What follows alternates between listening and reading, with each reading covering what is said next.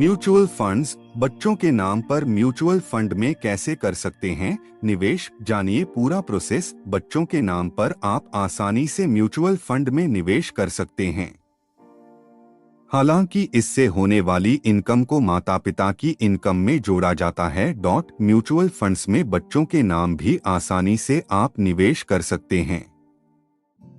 इससे आपको बच्चों की पढ़ाई और शादी जैसे बड़े खर्चों को उठाने में मदद मिलेगी।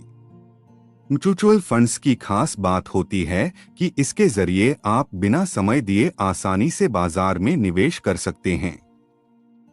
वहीं बच्चों के नाम पर म्यूचुअल में निवेश करने के एक फायदा यह भी है कि समय ज्यादा होने के कारण कंपाउंडिंग का फायदा आपको ज्यादा मिल पाता है और इससे आपको अपना पोर्टफोलियो में विविधता लाने में भी मदद मिलती है।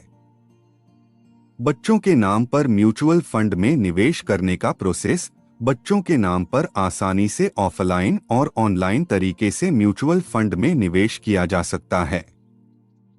म्यूचुअल फंड में खाता खोलते समय आपको बच्चों का जन्म प्रमाण पत्र, माता पिता या अभिभावक होने का प्रूफ और पता प्रमाण पत्र की आवश्यकता होती है। इसके बाद बच्चे और अभिभावक की केवाईसी होने के बाद आसानी से आप खाता खोल सकते हैं। इसके बाद आपको म्यूचुअल फंड स्कीम का सिलेक्शन करना है।